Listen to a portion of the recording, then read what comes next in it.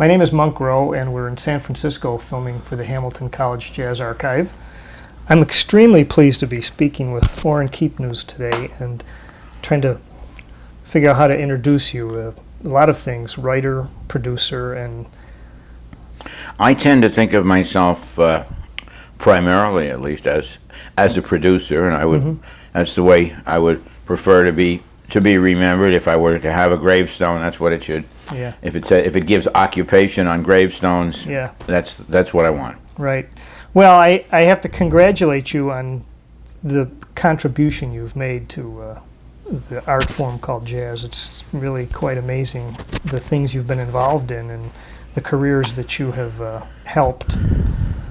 Well, I must admit that I look back on it with a good deal of satisfaction. I've been very fortunate because in this business in particular, a lot of the associations that you form, at least initially, are accidental as hell.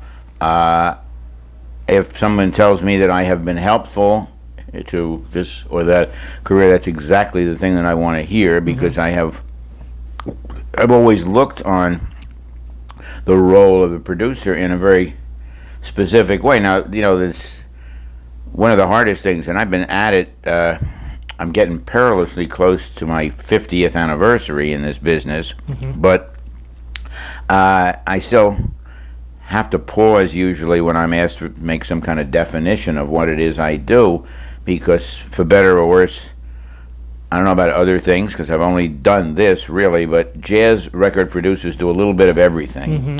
And there's always a shortage of personnel. And it's, to me, the most important role is what I have taken to repetitiously referring to as being a catalytic agent. That I am supposed to create the circumstances under which the artist can work most effectively. That is, I finally got it boiled down to that one mantra, and that, you know, that's what I am. That's what I do. I think one of the great things about that statement is generally true, but the details of its implementation are constantly changing. There are almost literally, there are no two artists who can be dealt with in the same way. There are perhaps no two record dates that can be dealt with in the same way. That may be pushing it a little bit, but fundamentally, that to me is what the continuing challenge is all about. That's why I didn't get bored a long time ago with doing this.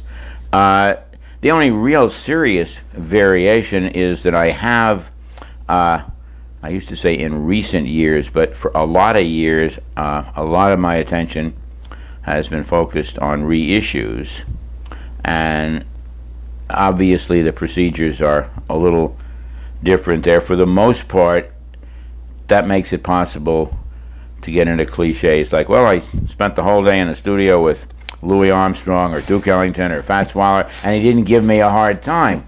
But that joke got busted just about a year ago, because one of my most recent reissue projects was with Artie Shaw, who is now 92, is quite firmly there, could not possibly have ever been more opinionated in his life than he is now, and so I could not say I spent the day with Artie Shaw and he did not give me a hard time. He did give me a hard time, but it was a wonderful experience working with him, actually, and it is literally I guess about the only circumstances under which you can be working on pre-tape material with the artist. You know, I mean, there ain't too many people who still have firm opinions. He still doesn't like "Begin the Begin," which after all was I guess a 1937 or 8 recording, and he's maybe it was 36. Good, I don't have to remember those things. They're all firmly written down, and those discographies are unchanging. But just, you know, what I consider the most important work has been the things that I've been able to do with fairly large handful of artists who are important, whose work is and should be lasting. And, you know, I don't for a minute, that's not my creativity. My job was to do two things. One is to appreciate, and the other is to facilitate. And I usually don't use such glorious words to describe it, but I'm the guy that I've always been the guy that was able to get it done, which kind of surprises me sometimes. I don't think of myself as being firm, as being decision maker. I certainly do not believe in the auteur theory of jazz direction. I don't think, and there have been people, and we won't bother to name names, but there have been other jazz record producers who clearly do think of themselves as kingmakers, and I never did. It just got to be the point is, hey, somebody's got to make the decision, and okay, that's one of the things that I'm here for. Right. Sometimes you make decisions because nobody else is even in a position to be aware of the need for a decision. Initially, I learned, I guess, well, let me say this. Everything I learned initially, I learned from the best possible teacher, as far as I'm concerned. I owe my entire career, whatever success I may have, is the man that is firmly responsible for that is Thelonious Monk. There's no question in my mind that I gained tremendously from the initially very frightening fact that this was the first artist of any significance who I worked with. I mean, I had done a few things. Before I got involved with Thelonious, I'd been in the studio with people like Randy Weston, Mundell Lowe, Billy Taylor, you know, all pussycats. But here was, you know, a real tough cookie. Here was a man who knew what he wanted, thought he knew exactly how to get it, frequently was right. And the example I used to use is, you know, this old-fashioned way of teaching a child to swim is you toss him into the deep end of the pool, and if he doesn't go under, he's learned to swim. Well, I learned exactly, that's exactly how I learned to swim. And it was, I also will say that, you know, I said many years ago, with what I have learned, I would never entrust as valuable and volatile a commodity as Thelonious to anybody as totally ignorant and inexperienced as I was at the time. But fortunately, one of the great advantages of that, well, it's basically, it's a 1950s phenomenon primarily. It happened a little before that, happened a little after that, but the idea of the jazz fan as self-made jazz record producer, actually, the art owes a great deal to that phenomenon, and to, you know, and a number of very important issues. Alfred Lyon comes to mind, Milt Gabler, Lester Koenig at Contemporary Records. I don't want to start naming names because you always leave out what you shouldn't, but practically everybody, and it was very frequently exactly the same circumstances. If it was your company and you said you were the producer, there wasn't anybody who was going to tell you you weren't. So you did it, and most of us, I must admit, were self-appointed producers. Right. I had a partner, and Bill Grauer was initially a man, he was a serious jazz record collector, knew a hell of a lot more than I did about things, but he naturally gravitated toward the business end of the company, and so suddenly I found myself the creative director of Riverside Records, and I, you know, and made the most of it. The Monk experience taught me quite seriously not only how to behave in the presence of genius, of a major artist, how to work effectively or hopefully effectively with somebody like that, and you know, and how to accomplish what you feel you have to accomplish in the face of who and what that artist is. And having survived Monk, I have been fond of saying I could never again be frightened of any jazz musician. So it was, you know, quite seriously. Sonny Rollins once, in an interview, somebody, I think Stanley Crouch interviewed him at one point, and Sonny, who, of course, during one of his sabbatical periods had spent some time in India, said that he felt that Monk was not a teacher so much as he was a guru. Yeah. In the sense that a guru is somebody who enables you to bring out the best qualities in yourself. And Mr. Rollins, who is, in addition to being an extremely articulate player, is also an extremely articulate thinker and expresser in words. This was a very specific point that Sonny was making, and I think it's incredibly accurate, because, you know, Monk has never had a student per se, and never had. I mean, see, one of the true marks of an important person is that you will continue indefinitely to refer to them in the present tense. And I think that's not just a slip. It may initially be that, but there are a lot of people who's one of the glories of, you know, thank God they invented the phonograph record. It keeps people very much alive, and unfortunately haven't worked out a way where they can vary what's on the records, but in a sense we have, with all of the emphasis on alternate takes that's come about in the reissue scene. But these people are, you know, the ones who remain a living presence. I still have that same attitude, that combination of respect and veneration and pride. I do feel proud of what I have been able to help them to accomplish. I know damn well that there are circumstances, I don't have to be immodest about it, in which, if not for me and the record company that I was operating, and the way in which we proceeded with things, you know, certainly a lot of careers would not have happened in the same way. I'm not saying that it wouldn't have happened, but knowing what I do about, I tell you, I was going to say, knowing what I do about some of the personalities that I dealt with, I still haven't figured out whether it was just luck of the draw or whether this is a more prevalent attitude than anybody appreciates. But I sure have had a run of artists who never really believe that they have played it right, who have to do another take because they didn't get it yet. They haven't done the best that they can do.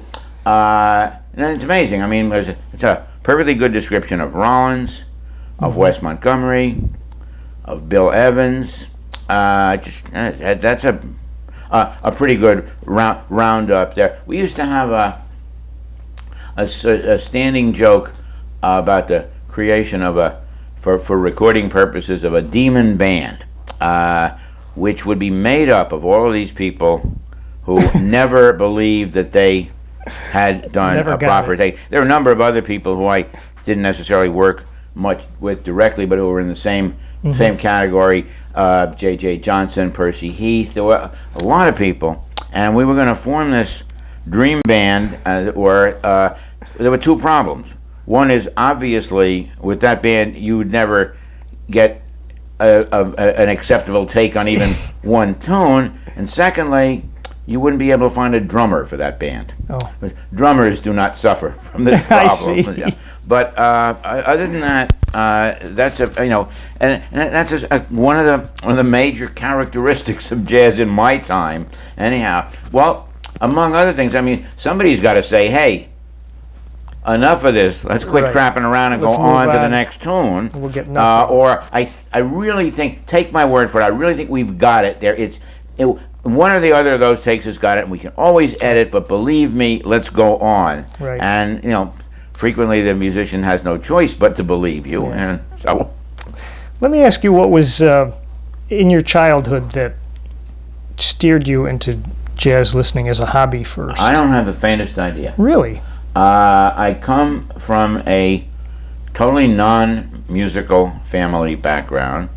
I remember quite distinctly that when I was about 6, a relative who was breaking up a household and had a piano that she was willing to give to us, and my mother said, "If we have a piano in the house, will you take lessons?" And it's a pretty stupid question for my mother to ask me, and I said, "Hell no," or words, or whatever a 6-year-old said, the equivalent of that to my mother. And so I grew up quite non-musical, but what you have to remember is that when I was growing up, there we were in the 30s. One of the advantages of being my age, there was an awful lot of remarkably good music on the radio. There was some pretty wonderful, the big band situation. I had, in my recent experience with Artie Shaw, I was able to point out, I was barely a teenager when he was first becoming a star, and I said, in my day, if you were at all interested in music, you could not equivocate. For example, you had to either be for Benny Goodman or for Artie Shaw. You couldn't waffle on that. And Artie, who, among other things, has a wonderful sense of humor, but not about himself. His response to that was to tell me quite seriously, well, Benny was a better clarinet player, but I was a better musician. So, but at any rate, you listen to a lot of that. You listen to a lot of Ellington. I mean, I think that Ellington Band was one of the first, the first musics that I was conscious of. And then, of course, the other strange thing was I was going to clubs and hearing live music in New York on 52nd Street or Nick's in Greenwich Village at an obscenely early age, because one of the things you got to realize is before World War II, before universal military service, nobody carried, and particularly in an area like New York where nobody had a driver's license, and under any circumstances, nobody in Manhattan ever drove a car, particularly in the 30s, there was nothing to card you with. We didn't carry, nobody had the concept of carrying identification with you. So if you were, if you looked able to walk into the club, and if you had the 75 cents that a drink would cost, nobody would give you a hard time. Or you learned, some of those clip joints on 52nd Street, no self-respecting child would want to be caught in. But Hickory House was a lovely, friendly place where the band played inside this big oval bar, and if you got sort of off in a corner on a weekday night, and you ordered a Tom Collins tall one, you learn the tallest drink that you bartender would leave you alone. So now that meant Hickory House, for example. Okay, Hickory House, mid to late 30s. I'm listening to Joe Marsala, who not infrequently would have Bud Freeman, Dave Tuff, and hey, it was a long time before I realized that not every jazz band had a harpist in it. Because Joe's wife, Adele Gerard, played harp and was usually part of his band. But and then I discovered Nick's. And now the whole point was also, see, you could get in. A high school kid could get in there pretty easily. It was very inexpensive. It got to be, perhaps the music was secondary in the fact that what a great place for a cheap date. So I do remember that was part of the picture. What's a clip joint? What's a clip joint? Yeah. Are you asking me seriously? I am. I don't know the term. Well, it's a joint in which you get clipped. I mean, it's a you're aware of the reputation of the 52nd Street ex-speakeasy nightclubs, Swing Street and such, where, just possibly the drinks were a little watered, just possibly you were being overcharged. Okay. I'm sorry, I'm using old-fashioned. No, that's why I wanted to make sure what you were talking about. No, fine, okay, the world has gone on. Other forms of waylaying people. Right. But, I mean, I'm not old enough to have been around when they were when the press gangs were kidnapping sailors and putting them on the ships in the harbor. This is almost as bad. All right. But no, the point is, so that what I'm saying is, it's a combination of a certain amount of osmosis. The pop music was in the air to a very large extent, and it was very close to being, or actually was, jazz at this point. And then also physical circumstances made it possible for me to have direct listening experience, even though it wasn't an overwhelming love of music maybe that led me in there in the first place. But I heard it, I listened to it, so that by the time it's funny, but by the time I got into the Army, which was when I was about, let's see, I was just short of being 21 when I got into the armed forces, I was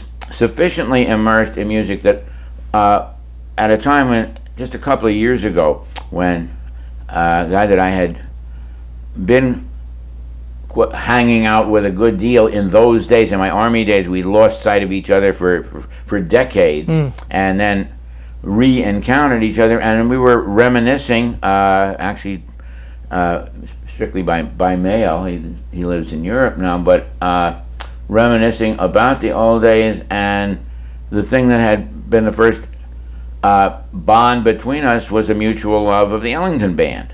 So that, I was sufficiently into it. Then when I came out of the Army, and my family was living in the immediate vicinity of Columbia University. I had graduated from Columbia, and I was back in the general campus area. After being in the armed forces, I felt I'd had 3 years of total illiteracy. I had been an English major. I intended to go into some form of writing or publishing or whatnot, and I felt that I needed a kind of a crash course in being literate again, so that I went back on campus, got into the graduate English school, and wasn't looking for a degree, didn't stay there that long. But by doing that, there was a group of people who I had known, not necessarily all that well, but who I had known in the pre-war period, which included Bill Grauer, who in the late 40s took over as publisher of a very esoteric jazz magazine called The Record Changer, which basically it survived on the basis of having in its columns mail order buying, selling, and auctioning of rare 78 old jazz records. And at that point, I had gotten what I considered the proper kind of job for me. I was a young editor in a book publishing house. I like to say I worked at Simon & Schuster so long ago that I worked for Mr. Simon and Mr. Schuster. I really did. But I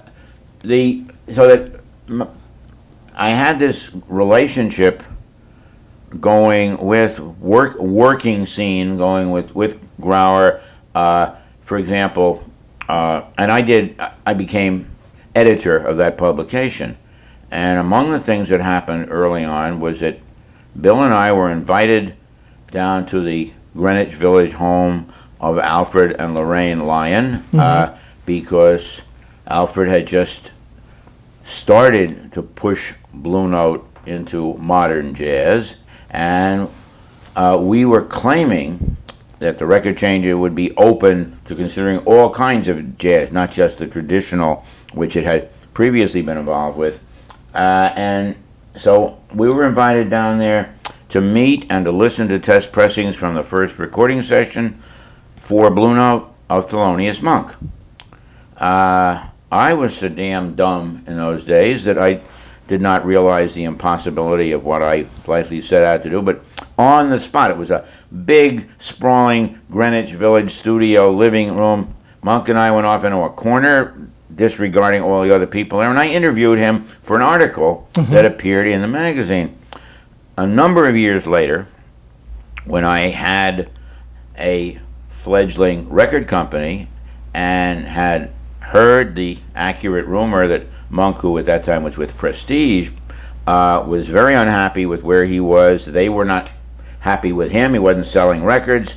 At least he was a famous eccentric by that point. And they would be perfectly happy to get rid of him. Of course, they wouldn't have if they had known that another record company was interested. Right. So we had a fairly clandestine meeting with Monk. Came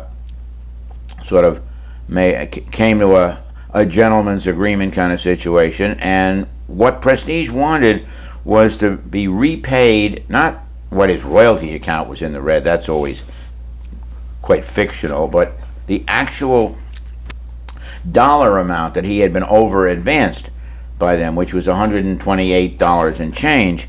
So I gave him $130, and he went, actually the offices of Prestige were around the corner from the offices of Riverside in those days. He went around the corner, and I still have in my possession, I insisted that he had to give me the original release letter, which had been prepared saying your check for, and then it was scratched out in cash, was put in. It was a letter from Bob Weinstock to Thelonious Monk releasing him of his contractual obligations to Prestige. Monk then proceeded to sign with Riverside, and in a very real sense, that was the beginning of Riverside as a company to be taken seriously, and it was, as far as I'm concerned, it was the beginning of my career as a jazz record producer. Now, I had said previously to you that a lot of my life was accidental. That's pretty damned accidental. Well, it's almost like the fact that you were so new to it was to your advantage. Yeah. Well, the interesting thing is that when we learned of the availability or the potential availability of Monk, had no idea that he would have any recollection of this whole initial encounter and whatnot. But upon re-meeting him, he proceeded to let us know that he knew exactly who we were, and he informed me that the article that I had written about him, not only obviously did he like it, but he said it had been the first piece about him to ever appear in a national magazine. Well, the Record Changer was, let's say, a national magazine by courtesy. It was, I suppose you could call it that. But the whole point was that it was the fact of my having done that bit of strange journalism that was the key thing. It meant that Monk remembered who I was, remembered me and the publication favorably, and what the hell, was willing to take a chance with our scene. So, and you made a transition yourself, like a lot of your colleagues, from being a, quote, the moldy fig traditionalist listener into a more modern style. Did it happen quickly for you? Actually, we can stay right with the same guy. As far as I'm concerned, it primarily happened by way of Monk. Initially, when I came back from the Pacific in beginning of 1945, I guess, or beginning of 46, I'm sorry. The beginning of 46, the people knowing that, hey, this is a guy that's interested in jazz, you got to hear what's going on now. So I was forced to listen to a couple of the Dizzy Gillespie, Charlie Parker Guild records. And I thought this was some of the most outrageous noise I had ever heard. I had no ability to relate to it, and that didn't mean anything to me. And I continued in my set ways of believing that the world was bounded by nothing more extreme than Jelly Roll Morton, Louis Armstrong, and Duke Ellington. That was about all I was willing to admit to. And early in 1948, when the time of my meeting with Monk, it was the first time I heard Monk play. I listened to test pressings of his first couple of Blue Note numbers, and as it turns out, I think one of the really important things that was involved there was that the drummer on that date was Art Blakey. So, and by God, regardless of style, when Art Blakey played, you were conscious of the beat, and you were conscious of the rhythmic underpinning of that.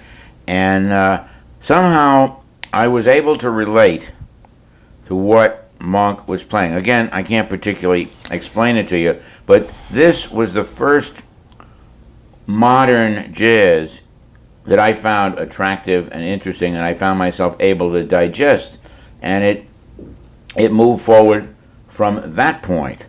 Now, one of the strange things is I didn't have too much of an awareness of Monk's background and such, but a couple of years later, the fourth album that I did with Monk was a solo piano album, and in the course of one of those sessions, he did an improvised blues, and standing in the control room together, listening to a playback of that, Monk turned to me and said, "They sound just like James P. Johnson." This was the first that I knew that Monk knew who the hell James P. Right. Johnson was. But as it turned out, Monk had grown up in the West 60s in New York and in the same area that Johnson lived in. When Monk was a teenager, he could sneak into this or that local bar and hear James P. He became quite fascinated and quite influenced by, I mean, there's an awful lot of stride piano in Thelonious.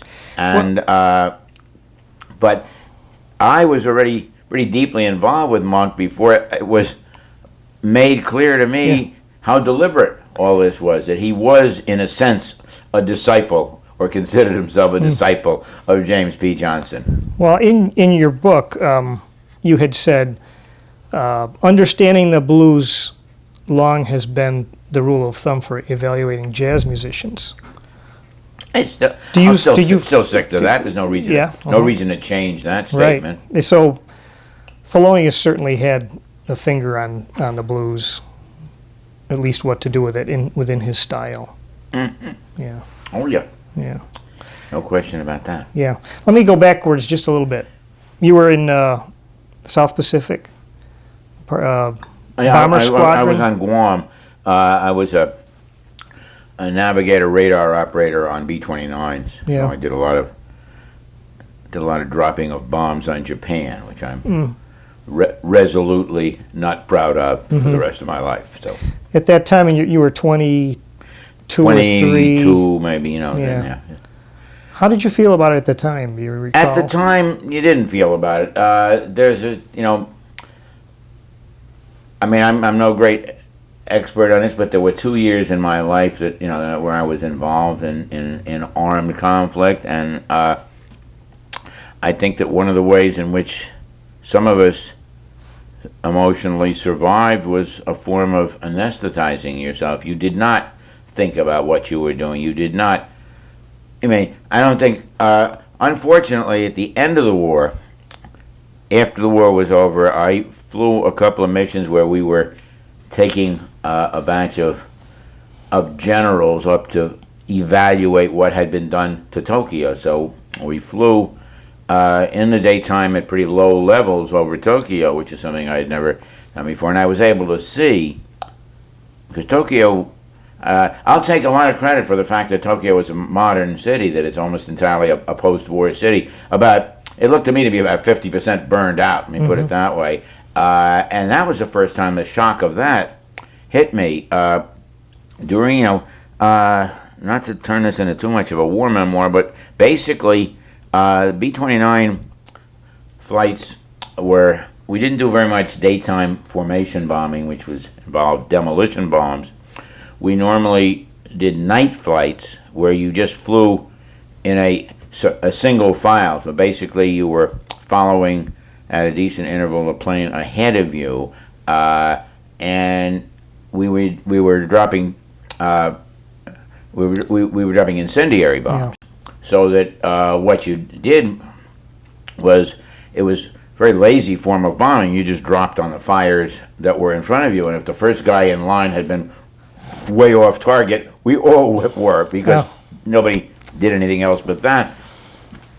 But the whole point there was that you could be very detached. You didn't have to force yourself to think that you really were causing fires to happen in a large metropolitan city that was there under you. And you could block that out pretty good because, hey, you had no alternative. This was what you were doing, and this was what you were doing in the Great War. And I'm not saying I've long since given up figuring out whether this was, in many respects, a good or a bad thing. However, at this time of year, as we get around to the middle of August every year, I am forced to think that, in my personal opinion, the damn atom bomb never should have been dropped. And let's not get into the aesthetics or morality of that, but you have led me to this point in time, so I make that statement. And no, it was, but you blotted out the implications of what you were doing, I think, because it was pretty necessary. Right. Were the Japanese putting up a defense against your planes at that time? In the latter stages, no. There was always a fair amount of anti-aircraft fire, but not. There were virtually no fighter planes. I mean, I don't know. I mean, the Japanese Air Force was pretty much shot to hell in the last months of the war, which is when I was primarily there. So, but let's get back to Jazz. Yeah. All right. Well, the early things with Monk certainly must have opened your ears up, and it seems like some of the stuff that he taught you might not have been apparent right at that time. Was there a kind of like a delay in certain incidents where you understood afterwards what he was trying to show you? Well, no. When I talk about learning from Monk,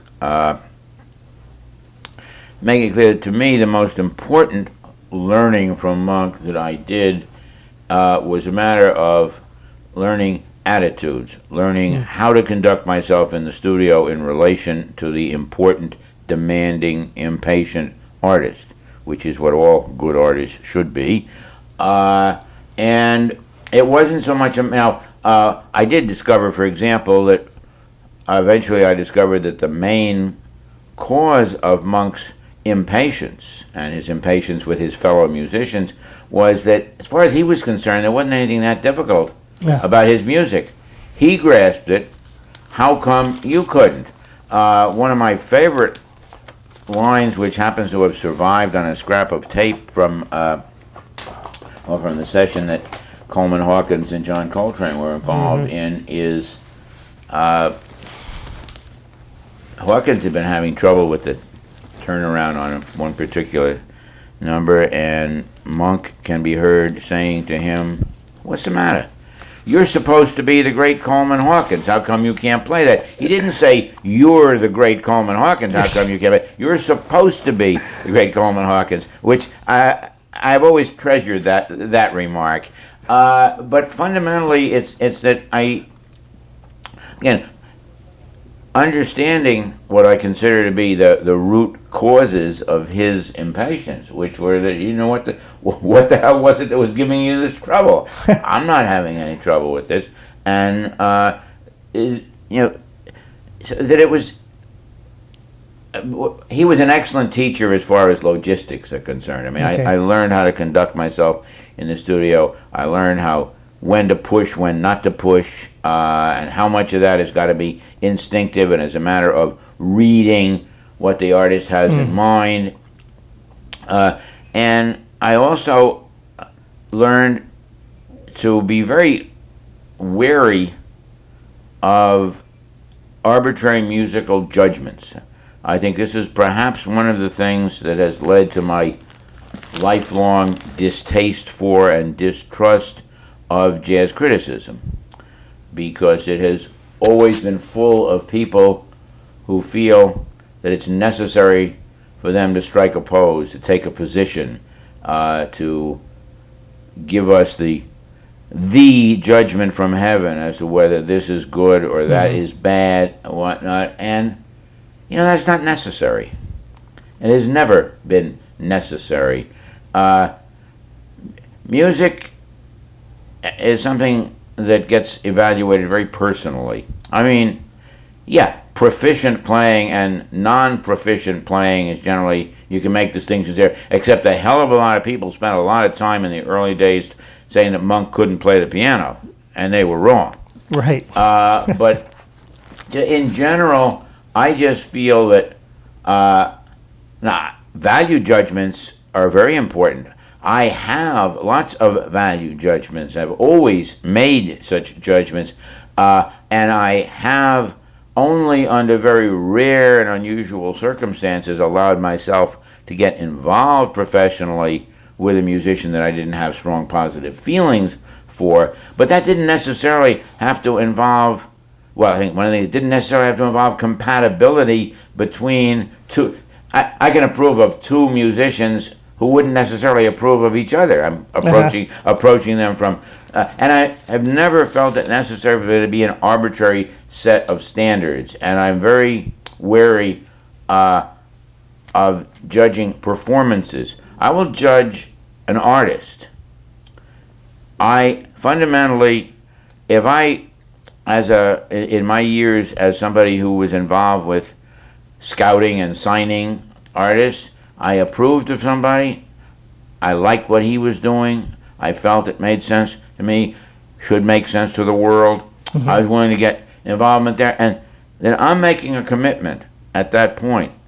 That commitment involves working with that artist, getting from him as well as giving to him, but it does not necessarily involve my deciding that what he is doing at a given moment is good or bad. Whether it meets with my approval is pretty goddamn irrelevant.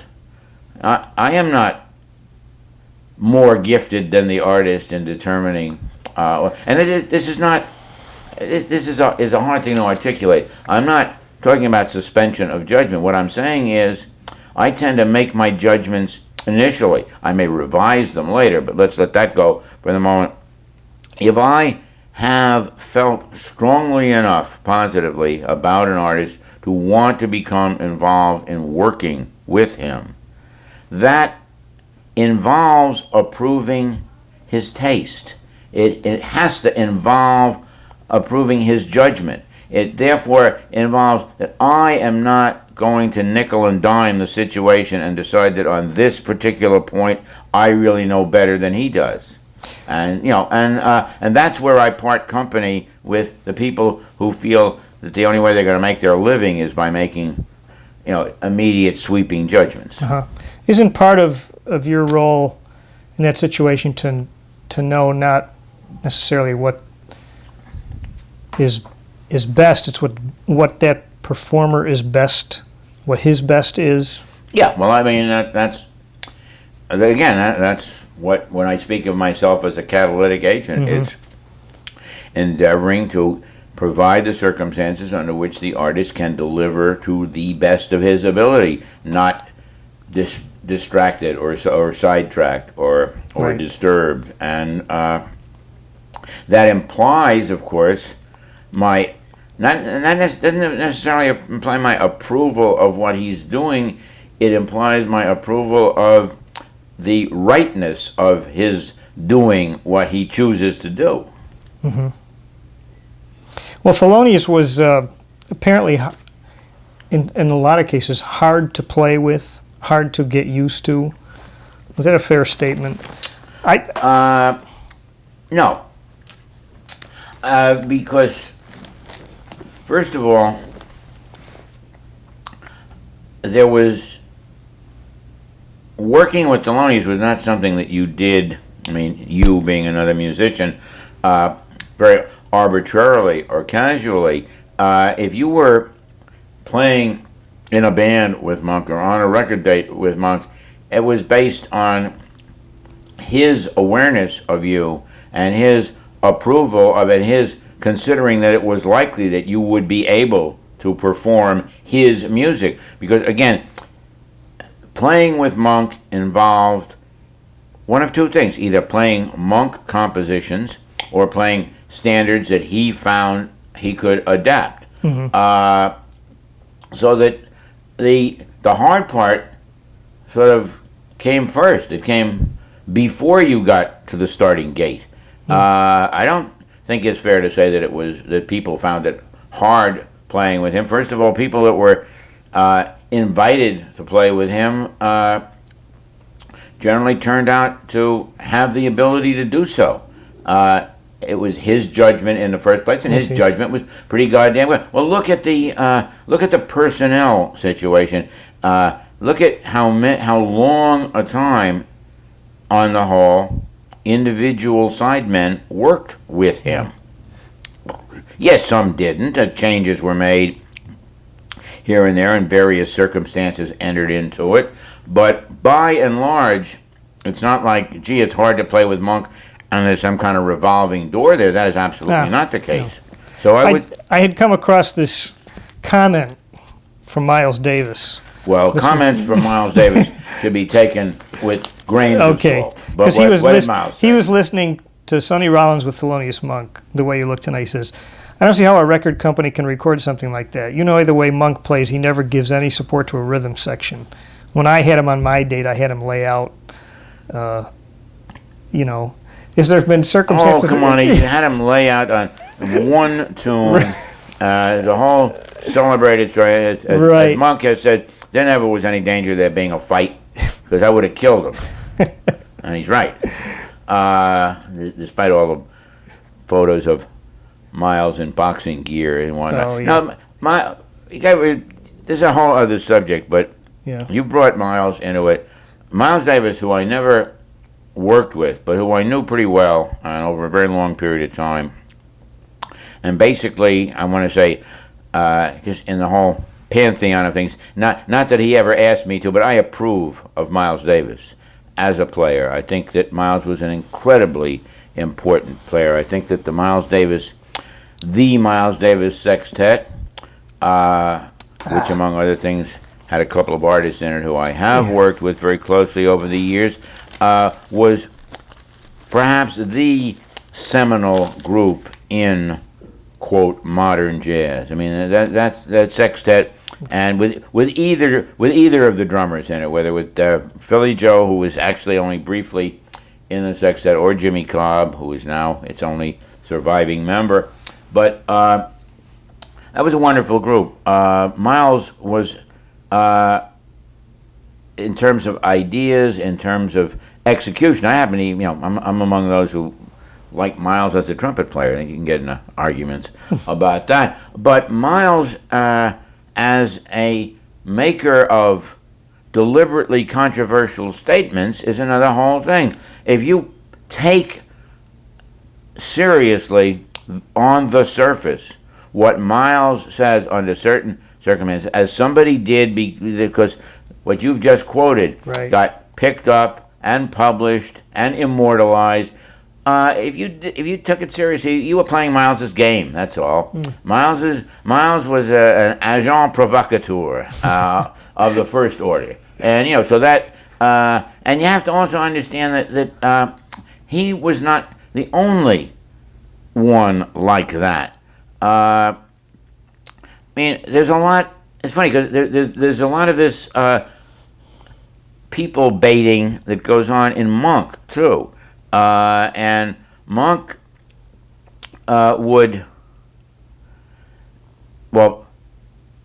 was supposed to be very difficult to understand. He just conversationally. I mean, not musically, but and that was one of the things that was always very strange to me, because on the first time I met him, we sat down and I did an interview with him, and I had no problem whatsoever. I subsequently discovered it's very simple. He was as easy or difficult to understand as he wanted to be. There were, I think you could probably, I claimed you could chart it and come out with about 7 different levels of intelligibility. And, as he wanted to play the game under particular circumstances. So above all, Miles and Monk coming into association with each other, or coming in conflict, as in the date that Miles was talking about, that famous Christmas Eve 1954 session with Milt Jackson and et cetera. That must have been a hell of a date to be a fly on the wall at, because these two personalities each of whom always demanded to be the centerpiece, to be the focal point of what was going on, to be in control of what was going on. Coming head to head, it is a wonder that they didn't really start duking it out together. But well, Monk says they didn't because he would have killed him. But anyway, you have to, you must, particularly when you're dealing with famous remarks and famous incidents, try to look behind the surface as much as you can. Okay, take it with a whole bag of salt. Yes. You were, according to Gene Lee's, I believe, said you were the biggest Bill Evans nut he ever knew. Probably. Yeah. Probably. I heard Bill Evans, because this, I guess, is a story that's been told often, but is worth telling again. I first heard Bill Evans under the most wrong circumstances imaginable. One of the first artists that Riverside got involved with was Mundell Lowe. And Mundell, who is still alive and well and an excellent guitarist, but was very much a part of a very white jazz scene of that time. But he had known Bill back at I forget what it was, Northeast or Southeast or whatever, Louisiana College. The small educational organization that Bill went to college at. Mundell was there. And so that Mundell was one of the few people that Bill knew in New York when Bill was first on the scene. And Mundell was tremendously impressed with him. And they were very close. I think Mundell explained that they had the same psychiatrist. And one day, the phone rang at the Riverside offices, and Mundell wanted me and Bill Grauer both to get on phones at the same time. And he proceeded to play a tape for us of a piano player he wanted us to be interested in. Well, first of all, as a professional musician, he damn well should have known better than to, in effect, play a demo tape over the telephone. I mean, come on. The quality control at AT&T was even worse than it is now. So it wasn't a matter of, oh boy, that's the greatest piano player I ever heard, I've got to get him. It was, despite all the crap, I'm hearing enough there that I want to hear more. This guy is pretty impressive. And so I went to a couple of these funky clubs in Greenwich Village where Bill was playing in quartets with somebody like Tony Scott, or Don Elliott, and got to know Bill, and eventually was able to persuade Bill that he should go into the studio and make a record, which he was not terribly inclined to do. He put together that trio because Paul Motion, and I'll digress in a minute about the name of that drummer with Bill, but Paul, and then the bass player was Teddy Kotick. And we went in and did a basically trio record. There were a few unaccompanied solo things, including the first recording of Waltz for Debbie, as I say. But, and I happened to feel, and that's the interesting point, Bill Evans as a player, even though stylistically, in the beginning, there was a lot more bop in him than there was, very quickly got to be. Somehow or other, if you want to, listen to that first record and you're faced with the fact that Bill Evans, who was showing his influences very much at that time, was capable of being influenced simultaneously by Horace Silver and Lenny Tristano. You try that sometime, and you know what you get? You get Bill Evans. Other factors enter into it, but that was, and yes, I was tremendously impressed by Bill. And the interesting thing about Bill, of course, was that in an age when then, as is true now, I'm quite sure, of course it is, guys will kill to get into the recording studio. Everybody is always ready and more than ready to record. After Bill did that first record, which got very, very good critical reaction, which sold practically nothing, it was very hard to get him back in the studio. Now, again, one of the things we should not neglect is the strange attitudes of most of us foolish people who were fans transmuted into record companies. We were doing this thing, and I don't think we even ever thought seriously about whether it was a commercially viable thing to be doing. We were in business to make records, and we were very happy to be making records. It was kind of rough, perhaps, if you have, as I did, you had a family, and somehow or other I managed to eke out a living. It's sure the record company sure didn't contribute very much to it in the early days, but so that the fact that Bill Evans made a record that didn't sell a goddamn, that was, let's put it this way, it did not reach, in its initial year, it did not reach four figures. It didn't crack 1,000 in its first year. Didn't do that until a year later when he was discovered by Miles, and when he was playing in, well, hell, initial sales, first year on the first Bill Evans record, 800 copies. But in a revolutionary move, when in the second year, when he was now known as a sideman with Miles Davis, it sold another 800. Now that cumulative total still isn't much, but any record selling as much in the second year as it had in the first, that's a phenomenon. Okay. Bill I played hell trying to get him back into the studio. Actually, what happened was, it was then, it got to be right after he finished, after he left Miles, and just prior to the time of his starting what would be his own trio for the rest of his life, he made that second record in which Philly Joe, who he had known from the Miles period, and Sam Jones, who he was very impressed with. That's kind of interesting.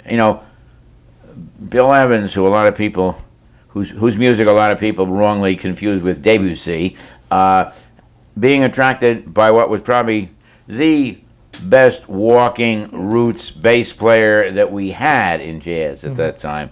And that's a wonderful trio record, which I, for some reason, was brash enough to come up with the title, Everybody Digs Bill Evans. And that was a record which, the cover of which consists of laudatory quotes from four different people. Well, what happened with that was, I had read the Miles quote there is something that had appeared in a Downbeat article, Miles talking about Bill. And that's when the idea got into my head, and I said, well, this shouldn't be too difficult. I know that a lot of other piano players feel strongly about him, and I know that Cannonball feels strongly about him and was in his band. I said, I got no problem. Cannonball by that time was working with me. I got a quote from Cannonball just by asking for it. I knew Shearing a little and knew that he felt about this, and just kind of figured on the basis of the Miles Association and whatnot, there was a pretty good shot at Ahmad Jamal feeling positive about Bill. And well, the nice thing I see about going out after those quotes, it so happens I got 4 quotes out of 4 people, but if it had taken me 8 or 10 people to come up with the 4 good quotes, nobody would have known that when the record came out. But those were the only 4 people that, and as I say, the quote was in existence. Getting a quote from him might have been another whole thing, but I didn't have to. I just had to say, Miles, I'm going to use this, okay? And I called Jamal, who I did not know at all at that time, told him what I was doing, asked if he'd like to participate, and he said sure, because he did feel strongly about it. And then, but of all people to do that to, I mean, this diffident, self-denying Bill Evans, when he found out what I was doing, his only reaction was to say to me, because Bill had a very wicked sense of humor, he said, why didn't you get a quote from my mother? So But that record made a lot of noise. Was the launch, and then of course, then very shortly after that, he had the incredible, brief good fortune of involving himself with Scott LaFaro, Yeah. who was not only a magnificent bass player, but he and Bill had a musical affinity that there's no point in trying to describe it because it's there on several records. Right. And that, of course, if you want to talk about serendipity, the recording at the Village Vanguard of that Bill Evans trio, Paul and Scott and Bill, was, well, you got to believe in something, good fairies or whatever. Mm-hmm. First of all, I'd done 2 studio recordings with that trio, but I knew what was always true was it took forever to get Bill to agree to go into the studio. Actually, the second studio record had been done just a couple of months before that. It wasn't time to record again, but I said, hey, what a great opportunity if I can set up, record him live. Takes a lot of the pressure. I don't have to ask him to go into the studio. I don't have to push on him that way. So we set that up, and actually the way it worked out, we knew we wanted to do a Sunday because in those days the Sunday matinee was a firm part of the jazz week. So by going in there on one day, you got 2 whole shows, the Sunday matinee, the Sunday evening. What we did was we were working on the last Sunday of a 3-week engagement. Engagements of that length also were the norm at that point. We're now in 1961, we're talking, right? So we go in there on what turns out to be the last day of the gig. But not only is it the last day of the gig, that's the last time that trio ever worked together. Because 10 days later, Scotty is killed in a car accident. So, I know one of the favorite spooky things about that is during the first afternoon set, during I think the second number of the first afternoon set, there's a brief power outage. So we lose about a minute and a half out of a tune, but nobody ever found out what caused it. It never recurred. We could have very easily had to say, oh shit, the power went out. We weren't able to record that day. And boy, would that have been a loss. Yeah. But, we did this thing. We did it at what turned out to be the last possible moment. Listen, that's such a legendary and famous record that a year ago, is in the spring of the spring of 2001, when we were approaching the 40th anniversary of that recording, I got a call from a New Yorker writer, and Adam Gopnik was. I was interviewed. Paul was interviewed. Lorraine Gordon, who incidentally is the woman who I obliquely referred to under her first married name, the woman who was originally married to Alfred Lyon at Blue Note, ended up being married to the widow of, and now, and for a number of years, the owner of the Village Vanguard. So Lorraine was the best they could do in terms, of dealing with the Vanguard. But so I got to be quoted in the New Yorker as a result of having recorded Bill Evans. I mean, that is really fame, isn't it? Isn't that really recognition? One of my favorite musician, actually, ever is Cannonball, and Nat. Actually, I think of them together an awful lot, and I wanted to play something, if I could, from amongst the things that you had a hand in, and maybe you can just tell me about what you think about him as a person. see if I can find this here. Well, I'd be more than happy to talk to you about Cannonball and about what I think of him as a person. This was one of the very best people that I've ever known in my life. With that for a teaser, we'll listen to the music, and then I'll talk to you.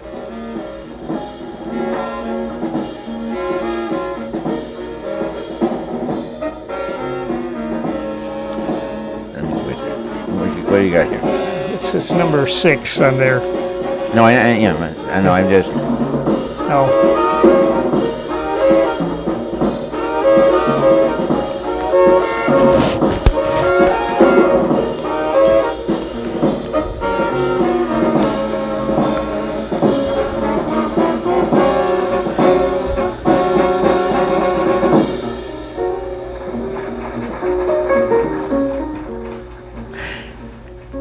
Now, you realize what just happened there? I mean, because I was going to point it out, but you had the right part of the tune on. This is Gemini, by another wonderful jazz musician, composer, and human being, Jimmy Heath, who fortunately is one of the few old associates of mine who's still with us. And that recording, and you heard a taste of it right there. This is a live recording at the Village Vanguard. And this is the sextet at the time that Yusuf Lateef was added to the body of it, and Joe Zawinul is already in place as the piano player there. But every night that they played this song, the same thing happened that just happened there. There is this, in the midst of the solos, there after the horn solos and before the piano solo, there's a return to a shout chorus, and there's a secondary melody is played by the band, and invariably what happened there is that ensemble piece gets applause at the end, as in the same way that a solo does, and and it just happened on that fragment of record that you played, and that has always impressed me. I cannot recall that ever happening before or since as part, and as I say, it was became a routine part. Every audience reacted the same way. I can't say that every audience did, but I know it happened a hell of a lot, and it happens, as we hear now, the night we were recording. Yeah. Well, that's one thing I loved about his bands is he had, even though it was a quintet or sextet, they had arrangements in there. They had very strong sense of arrangement, strong sense of composition in that band. I'll tell you, the best way to describe my feelings about Julian Adderley is that I have learned over the years that no matter how close you can become to someone when you're working together, it is extremely difficult to maintain that relationship after the end of the period of working together because the circumstances change. I mean, you don't have that regularity because you're almost always either planning or doing or coming off of a record date when you're working together, and there's a great deal of planning together and hanging out together and such. And when that goes, what you have to recognize is you're not going to have, in most cases, that same kind of closeness, and you have to realize, nobody's mad at anybody necessarily. Sometimes, yes, but very often not. It's just that your paths don't cross that often, and your working paths are now different. So I have, over the years, become very used to that fact, and some people who I was very close to when we were working together, there was a falling off of that. Now, I worked with Cannonball for a 6-year period from 1958 to 1964. The end of that relationship was when Riverside collapsed and had its financial disaster and was no more. Incidentally, right up to the end of that period, Cannonball, whose contract was expiring at almost exactly what turned out to be the time that the company expired, he was pushing on me. He said, look, I know how unsettled everything is, but I was fighting very hard. My partner had died, a heart attack the previous December. Everything about the company was heavily mortgaged, and we were really in hock and struggling to stay alive. Had no idea whether we were going to make it or not. Cannonball said to me, look, obviously if you can announce that you are retaining your major artist, and Cannon was our major selling artist, that's going to be helpful to you. So why don't we just, he says, I don't know any more than you do how long you're going to last, but why don't we just announce that you have re-signed me, and what we will do is we will continue the present contract for 1 more year under the same terms, and believe me, he was worth a hell of a lot more than he had. We'll just extend it as is for a year, give you that year of breathing room. Let's see what develops. Actually, what I finally had to do was to tell him, and we equivocated, went back and forth, but him offering, me saying, I don't know. And at one point, I remember he was working someplace upstate New York, and we were on the phone together, and I said, look, Julian, I have made a final decision. Wonderful as you are, you're not going to be enough. Nothing is going to be enough to ensure the survival of this company. And I don't want you trapped into an ongoing agreement with a dead company that has passed into somebody else's hands. So what I am telling you is, this is a definite decision. If I call you tomorrow and tell you something else, don't pay attention to that. This is it. Go away. So I literally had to kick my star act out of the house. But an indication of what kind of a guy he was is that he had made that offer. And then the important thing, in the light of what I've been saying about when you're not working together, we next got together in 1973, when I first joined Fantasy. I was hired to come out to California to run the expanding Fantasy Records Jazz program. And one of the things that they were negotiating, I had nothing to do with this, I wasn't involved with the company, they were negotiating to pick up Cannonball, who was coming to the end of his Capitol contract, and Capitol wasn't doing anything in jazz at that point. And so that Cannonball and I ended up together at Fantasy for what turned out to be the last few years of his life. But in that intervening period, between 1964, when Riverside died, and 1973, when we both were together at Fantasy, in that period, we remained close personal friends. And, you know, we saw a lot of each other, we talked to each other a lot. We shared non-musical things, and that, I have to say, is that's among the handful of things that I feel best about in my career. Yeah, yeah. So I hope that's some kind of an answer to what I think about Cannonball Adderley. You know, and this was a very, well, you know, among the things that he insisted on doing and did some very valuable work in. I say he was my star pupil. I mean, he became a producer. There was a whole series of Cannonball Adderley Presents, which were pretty evenly divided between his trying to resurrect the careers of neglected older players or his trying to discover new players. You know, Chuck Mangione's first record was made for, I don't know whether Cannon should get credit for that or otherwise, but no, Chuck was a damn good player. Yeah. And he did a wonderful record with Clean Head Vincent, and he did a wonderful record with Bud Johnson. You talk about underrated tenor players.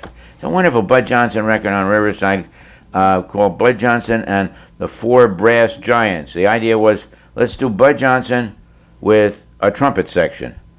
And Cannon put this together. It was his day, so the trumpet section was Sweets Edison, Clark Terry, Nat Adderley, and the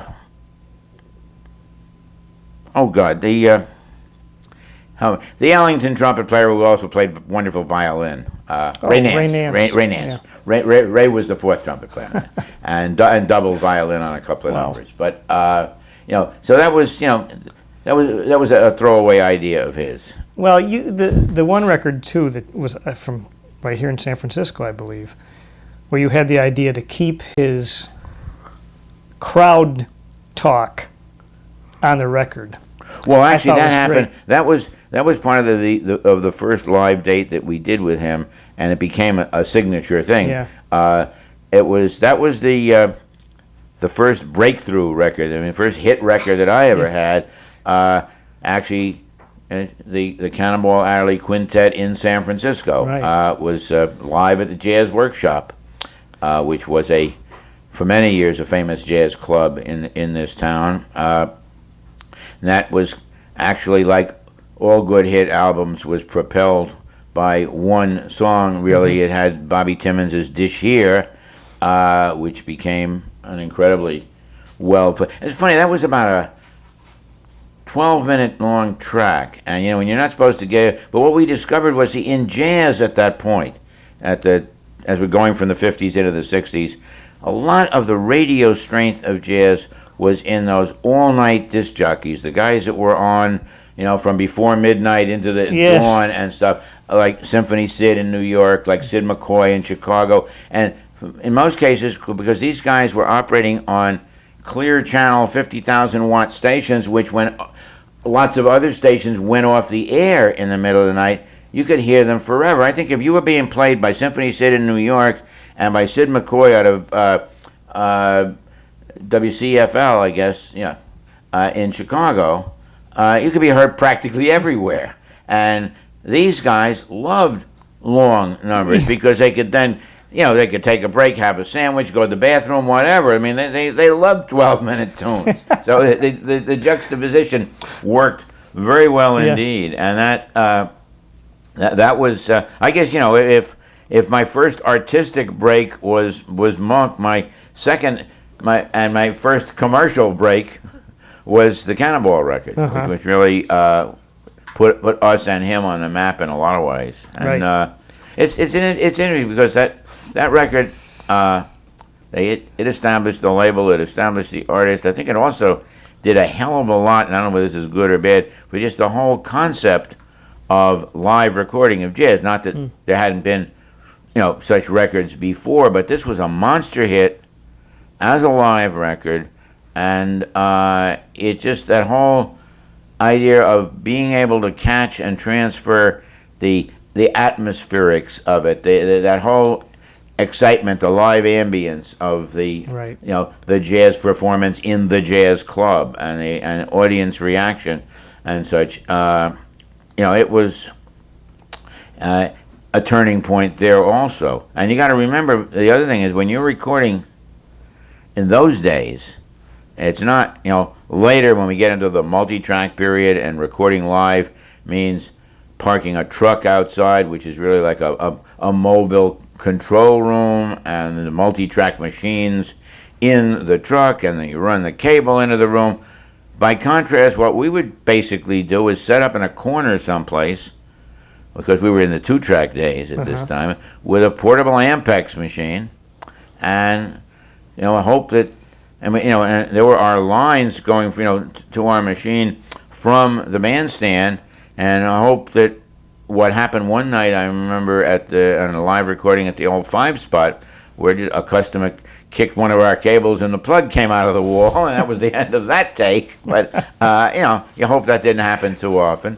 So to get good records out of that was a lot of fun and a lot of work too. Okay. Good, and the fact that you felt his sincerity and his warmth, and he was a hell of a human being. Yeah. And and the thing was that I had been intrigued by his carrying on and talking to the audience at a time when what was much more normal was the Miles Davis turn your back, the leave the bandstand during the other guy's solo kind of approach, and Cannon was this whole ongoing thing, and talking to the audience and not talking down, but just talking, and it was something that we had it on tape, and I just decided it was. Sometimes some of the most successful things you do, you look back. Oh, really? And they represent like weird gambles that you took. So the whole idea, here's at least a 12-minute track, but we're a minute and 20 seconds into it before there's a note of music. And that's the beginning of the record. The beginning of the record is Cannonball introducing this song, and and talking about it, and then beginning to play it. And the kind of thing is, if it had been a bad idea and had led to the record flopping, we wouldn't necessarily have known it as a bad idea because it just wouldn't have happened. Right. Nobody would have been particularly aware of it. Right. So the nice thing, see, about taking chances like that is, if you lose, the penalty is just obscurity, and nobody keeps track of that. You're kind of expected to be obscure most of the time with jazz records. But if it succeeds, what a wonderful idea! What a fabulous technique! And plus, at that time, how long was a side of an LP? Well, you would probably you wouldn't want to be much over 20 minutes. Okay, so your time was in a sense a little more valuable too. To give up a minute 20 for someone talking. Oh yeah, but nevertheless, I just felt this was such a characteristic of the guy, and we did the same thing because if you remember, if you can remember back before the CD, there was side 1 and there was side 2, and since one might be marked 1, I mean your second most important spot on an LP, and for audience attention, but more particularly for disc jockey attention, was the first tune on the second side. See, that no longer exists now. When old LPs are translated into CDs, that's just something in the middle. Right. But we actually were hedging our bets just a little bit on that one. We thought, judging from audience reaction, that Dish Here was going to be the monster breakout song that it turned out to be, but we weren't 100% sure. So there was another number that got tremendous reaction. This was the first recording, as far as I know, of Randy Weston's High Fly, which of course has become quite a classic in its own right. And so we put that as the first number on the B side, as kind of as a backup, and that's got wonderful, and it also starts with Cannon hugging, and he talks about how Randy Weston, a lot of whose best numbers were in 6/8, and that Randy Weston has come to be known in jazz circles as the Waltz King, and he says, I don't mean Wayne King, but so that we had a talk introduction on each side. We were hedging our bets, but going for broke with the talk concept. It's interesting that both of those tunes are 6/8 feels. Like who would expect? He got into the 6/8 a lot, and what he said was, of course, one of the things he said, like the bad thing about having a hit is you got to play it every goddamn night, probably every goddamn set. But he said that one was always a lot of fun because, like Dish Here, audiences would feel impelled to rhythmically clap along with it, but for the most part, they didn't have the faintest idea that it was in 6/8. So they were in there clapping on 2 and 4, You had a small anecdote. I don't know if you want to mention the person's name again, but you said something about Nat chasing some piano player down the street. No, that's a lovely story. Bobby Timmons was, of course, the Adderley, this band's first piano player. And Cannon had been kind of a little unhappy about circumstances. He really wanted to have Bobby in the band, but it meant, in effect, stealing him away from Art Blakey. The year before, Bobby had wrote Moanin', which had been a great hit for Blakey and such. Well, and after a while, Bobby, for one reason or another, decided to go back to Blakey.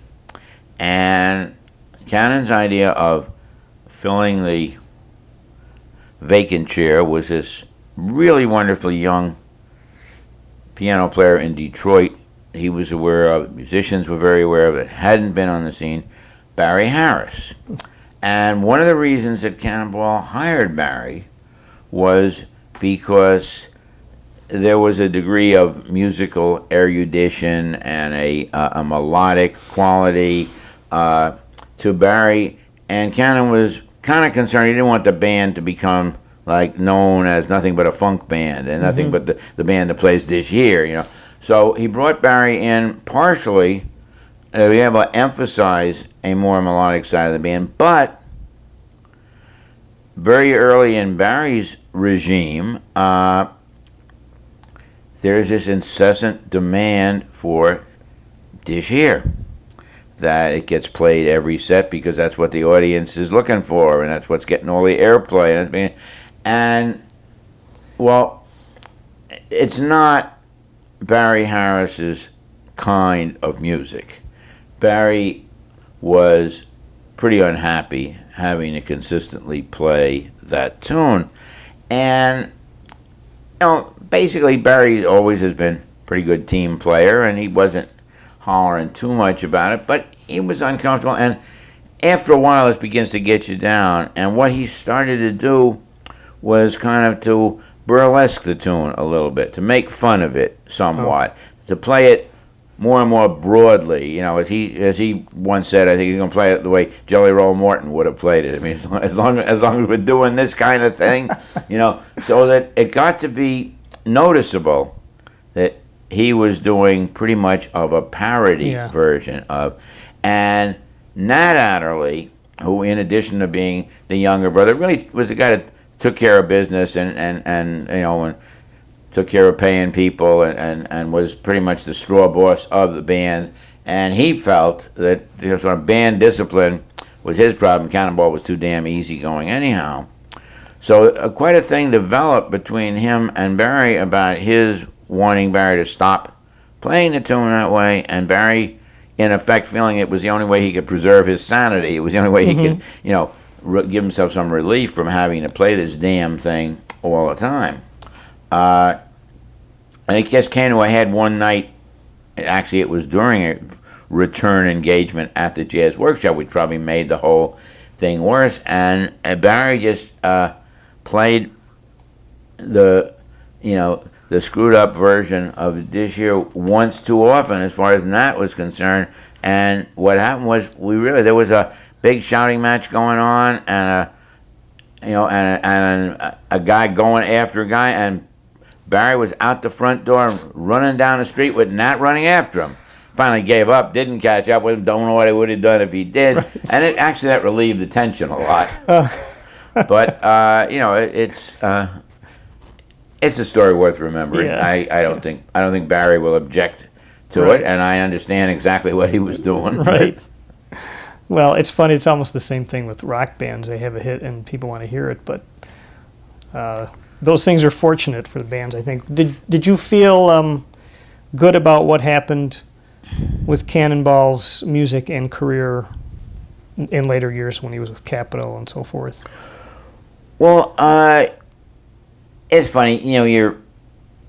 The answer always has to be yes and no, because I'll always, if I look at somebody who went on and it happened to practically everybody. I mean, and for instance, if you asked me that question about Wes Montgomery, I would have no trouble saying definitely not. That I think that what happened to Wes was terrible and very possibly shortened his life, because I know that he was pretty uptight about being put into this pop bag and playing all these heavily arranged and pop-derived material. But Cannon pretty much retained control over what he was doing. To the extent that I mentioned that he and I were back together at Fantasy, and that was at a point where, I was the VP running the jazz program at Fantasy, but Cannon was in there on a contract that gave him pretty much control of what he did. And he started out, he and I both enjoyed the fact that, I was taking care of my business, he was taking care of his. I wasn't involved in his record dates. Then we ran into some problems, mainly with a couple of his albums being seriously over budget and such, and the situation was getting a little strained between artist and label, and I was asked to step in and see if I could, heal the breach. And so I ended up actually on the last 2 albums that Cannonball did at Fantasy before he died. There actually are 3 producers on each of those albums. They're produced by Cannon, Nat, and me. And actually, we did work together on it. But in a sense, we had been working together back in the old days too. Right. Like that. So I would say that what happened to his career, I just, it's always been tragic the way it was cut short. And man had a stroke and never regained consciousness, but I was only in his 40s. Right. But I didn't feel badly about that. I felt I wasn't happy with what happened to Monk's career at Columbia, where for the most part, there were a few exceptions, and there was a couple of interesting big band things and such. For the most part, it was the working group over and over again, and Monk and I had been very happy with the variations that we were able to do and the interesting guests and associations that we were able to bring in. I just think that what happened there was he took a path of least resistance. Nobody really gave him, there were, because when there was some large things were like, big band at Lincoln Center, live performance, big band stuff. The final Monk record for Columbia, which was the Oliver Nelson arrangements, I thought just lost the whole spirit of Monk so badly that it was not a good record. But I guess there was a case where the artist left his association with me primarily because the people who were running his career then figured it was time to take him up a notch to a major label, and and he was pulled away from us, and and I didn't think anything sensible or helpful or intelligent was done to his career subsequently. The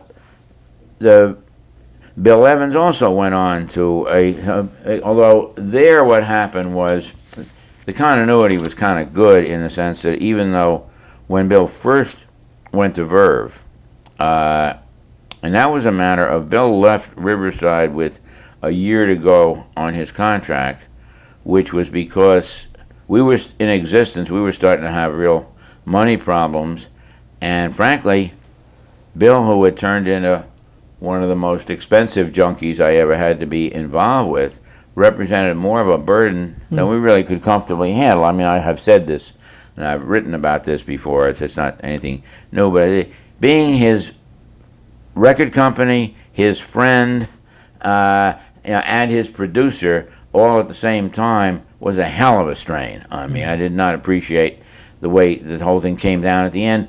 And what happened was, with a year to go, and Creed Taylor was extremely anxious to have Bill as his artist and bring him over to Verve, so that a buyout kind of thing was arranged. I retained the rights to do 2 more albums with Bill, and of the sizable advance that he got from Verve, half of it was in the form of a check to Riverside Records, which represented only a partial repayment of what we had over advanced him. It's interesting, shows the passage of time. In a sense, this is related to what had happened 8 years earlier with Riverside buying Monk out of his Prestige contract, but the amounts were hugely different.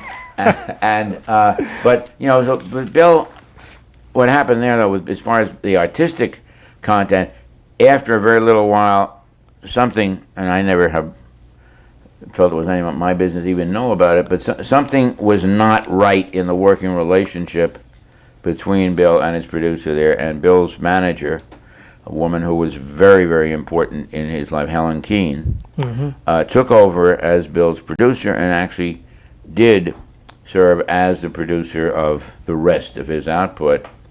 That included a funny period. He also was at Fantasy in the early 70s. And actually, I think Helen and I intended to co-produce a live date together. Bill was recorded, we had initially intended to record it at Shelley's Manhole in Los Angeles, but Shelley's had just moved from its original funky location into the basement of a bank building, and there was the air conditioning equipment broke down, and the whole floor of the club was covered in about a foot of oil from out of the equipment. So we canceled that one out. Ended up recording him at the Vanguard, and Helen got sick and didn't make it, so I ended up doing that one by myself. So we never did get to co-produce him, which probably was a good idea.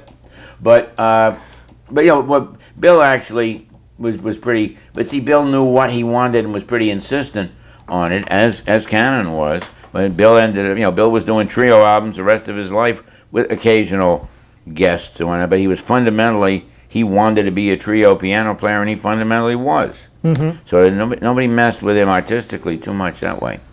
Speaking of him, I wanted to get your reaction on this, if I could.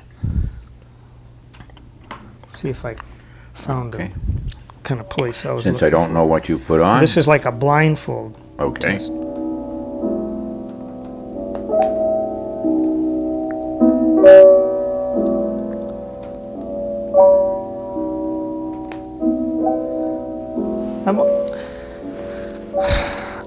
I always wondered what was going on in the booth, especially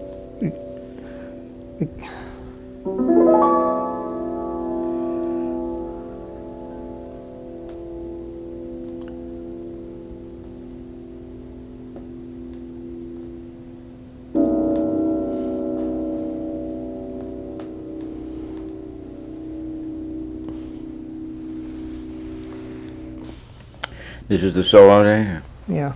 That's Peace. Yeah. Well, Peace is literally what it always was identified as being. Peace was an improvisation. It is true that what he was setting out to do was to create an introduction to a recording of Some Other Time, the Leonard Bernstein, Comden and Green song. He started messing around and found that, gee, this was something very, very interesting in and of itself. So that literally, that was created at the record date. I mean, nobody went in there with the intention of. Mm-hmm. Now, actually, the title was in existence, but wasn't not to be used on that tune. Oh. There's a solo piece called Epilogue, which is on the end of each side of that album originally. That was originally going to be called Peace. I see. So the title was there, and then this thing was created. And this goes much better with that title, but it literally was a spontaneously generated thing, and I think and now an interesting part of that is a couple of interesting stories. One is, although unfortunately the tape for some reason did not survive, as sometimes happened, nobody thought in terms of alternates and whatnot. Peace, as issued, is approximately 50% from one take and 50% from another Is that take. right? He liked the beginning of, I think he just did it twice. Liked the beginning of one, liked the end of the other.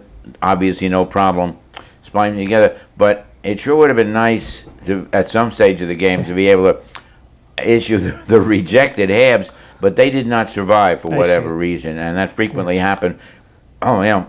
Session takes it. The good things have been taken out of. Where are they? Doesn't matter. So that is one point. Also, he maintained for years that he couldn't play it again because it had never been notated, and it just existed as free improvisation. Toward the end, though, I do believe he had gotten himself to where he played it. He recreated it and played it a few times. But essentially, it was what it was. It was a total improvisation, starting from an initial concept, which was that he was trying to do something that would fit as an intro to Some Other Time. Right. Did you have a feeling when it was over that this is going on the album right away?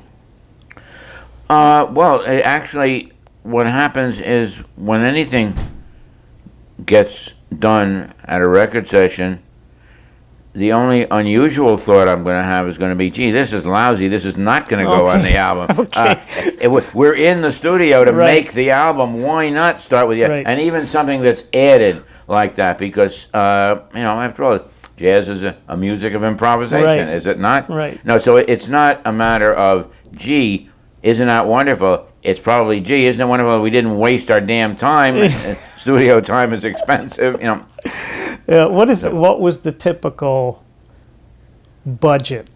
I don't know if you can say typical. No, you can't do that for several reasons. One reason you can't do that is that I'm talking now basically late 50s, early 60s. The value of the dollar is so outrageously different that you can't make comparisons. Even if you allow for this, that, or the other, you lose all sense of it. I mean, there were no journeyman ball players making over $1 million a year in those days. Just to take an example of the world of entertainment and how things have changed. Also, another thing I like to point out was that now there's a lot that gets said. Oh well, everything was a lot cheaper, but it didn't really mean that much because the standard of living was different. Everything cost less, but what it really boils down to, you got paid less for things, and it was 14 cents for a loaf of bread or whatever. But the fact of the matter is, when you get down to an irreducible minimum, and it's still dollars that are being paid, the difference is important, so that it is relevant to point out that union scale for a musician recording a sideman doing 3 hours of work in which 15 minutes of music for an album could be created, scale was $41.25. Now that was not outrageously bad, but it just, what is scale today? I don't know. But it's scale. It's a lot more than that. Scale today is several $100s a session. So that whatever, and I must confess I should know better, but I've gotten to the point where the reason I still do a certain amount of recording, but I've gotten into the habit where you pay sidemen a lump sum that is never going to be as small as what scale is, no matter how big scale is. So I don't even deal in terms of thinking about things that way. Nevertheless, the whole point is that we did records very economically, let's put it that way. That the fact is that you could do a trio record and your musicians' costs might total $500. You might, roughly speaking, be paying, $125 to each sideman and $250 to the leader, and that's probably what got paid on the first Bill Evans album. And nothing, nobody was exploiting anybody. It also meant that even though the record only sold 800 copies in the first year, so we didn't come out ahead on it, but it was not unthinkable to say, let's continue working with this guy because he deserves to be recorded.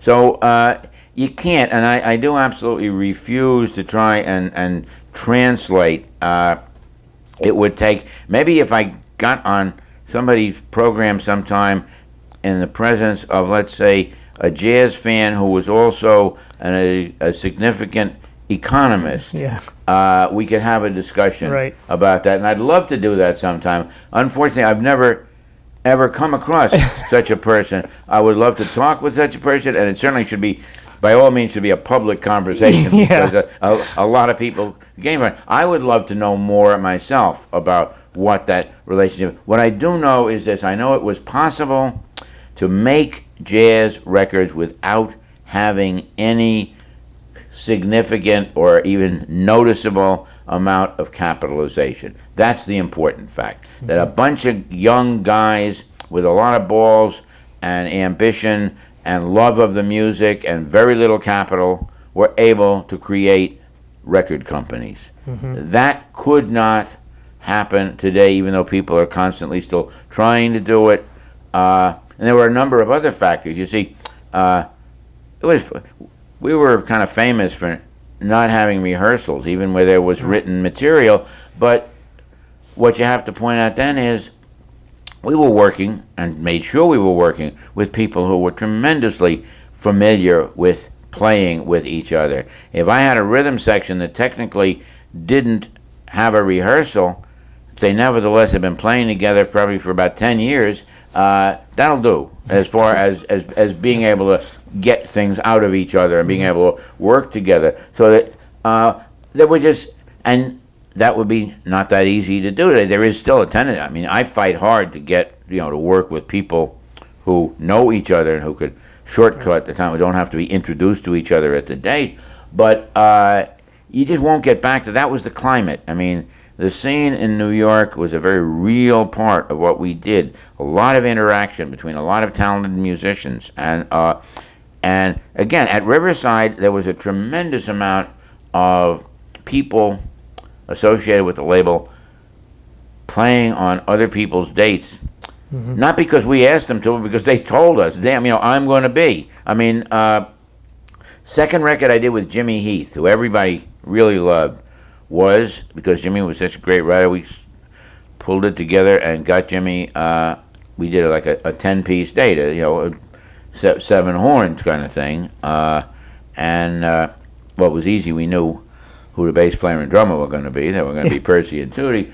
But we got to, there are 2 trumpets and that album called Really Big, which is a wonderful, medium band Jimmy Heath album from about 1961. Well, the trumpet players on that are Nat Adderley and Clark Terry because they told me they were going to be.